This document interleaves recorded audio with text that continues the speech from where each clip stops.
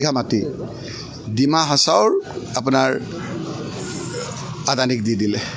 40,000 বিঘা মাটি 1 বিঘা 2 বিঘা 3 বিঘা 4 বিঘা নহয় 40,000 বিঘা মাটি কাৰ্বি আংলঙত আম্বানী আদানীকে সিমেন্ট কোম্পানীক দি দিলে আমি কোৱা কথা নহয় কোৰ্টত কৈছে কোৰ্টত ন্যায়াধীশে কৈছে এটো কি হলি আছে আশ্চৰ্য ধৰণৰ এটা কৈছে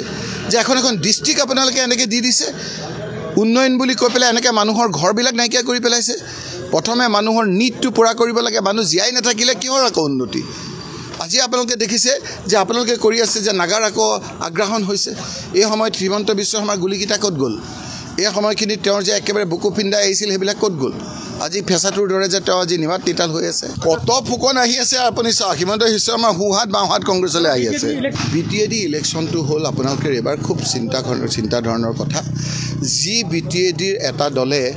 এই হিমন্ত বিশ্ব শৰ্মা চৰকাৰখন কৰাত সহায় কৰিলে সেই সকলক চেক বুজি আজি পিছফালে দি তেওঁৰ যেটো অভ্যাস চুৰি মাৰিলে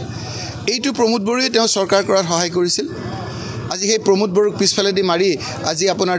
দুই বড়ো সম্প্ৰদায়ৰ মাজত তেওঁ বিভেদ আনিব বিচাৰিছে সেইকাৰণে অবড়ো সকলো আজি তেওঁৰ বিৰুদ্ধে গৈছে গুটি পৰিবেশটো আজি অশান্তিময় এটা পৰিবেশৰ সৃষ্টি কৰিছে গতি এই কথাবিলাক ৰাইজে চাই আছে ৰাইজে উচিত শিক্ষা দিব আপোনালোকে পোৱা নাই নেকি আজি যে সেই মানুহজন যে বিজেপিৰ বুলি আপোনালোকে প্ৰচাৰ কৰি আছে পাইছে নে নাই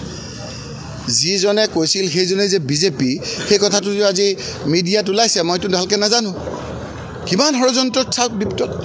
তেওঁলোকে কইনাৰ বাপেক তেওঁলোকে দৰাৰ বাপেক তেওঁলোকে কৰিছে তেওঁলোকে ধৰা পেলাইছে যে তেওঁ বিজেপিৰ এজন নেতা তাৰ পিছত এনে ধৰণৰ এক ষড়যন্ত্ৰ ৰাইজে চাই আছে এইবিলাক হ'ল যে বিপদকালে বিপৰীত বুদ্ধি কি বিনাশকালে বিপৰীত বুদ্ধি সাংবাদিক নিৰপেক্ষ সাংবাদিক গৌৰৱ গগৈ আজি হুচ্চাৰ হৈ বক্তৃতা দিছে ডিব্ৰুগড়ত আৰু আপুনি যদি আজি বোকাঘাটত থিয় হৈ ৰঙাটো লৈ পেলাই যদি গৌৰৱ গগৈক আপোনালোকে নেদেখা ভাও জুৰে ৰাইজে কিন্তু গৌৰৱ গগৈক দেখি আছে গৌৰৱ গগৈ চাহটোকে আপোনাৰ সেইজনে বাঘটো দেখিছে আৰু আপোনালোকে কৈছে গৌৰৱ গগৈ নীৰৱে আছে আজি তেওঁ প্ৰশ্ন তুলিছে যে মহাভাৰতত মামা বুলি কোৱা লোকজনৰ খুব আপোনাৰ ৰুলটো খুব ভাল নহয় আৰু সেই কাৰণে আমাৰ ইয়াৰ মামা সেই ধৰণৰ এটা হুকুনিৰ ভেও খুলিছে আৰু সেইখিনি কথা যদি নুশুনা ভাও জুৰে ৰাইজে সময়ত তাৰ প্ৰত্যুত্তৰ দিব ক'বলৈ আপুনিও আপোনাৰ মুখেদিও আপোনাৰ সঁচা কথাখিনি ক'বলৈ নোৱাৰে কাৰণ হিমন্ত বিশ্ব শৰ্মাৰ দিনত সকলো যে অস্থিৰ পৰিৱেশত আছে সাংবাদিক কক ইভেন আপোনাৰ নিষ্ঠাবান বিজেপি কৰ্মীসকল যে অস্থিৰ হৈ আছে সেই কথাটো আজি হাত হতৰে স্বীকাৰ কৰিছে হিমন্ত বিশ্ব শৰ্মা নিজেও অস্থিৰ হৈ আছে তেওঁ জানে যে কোন সময়ত মোৰ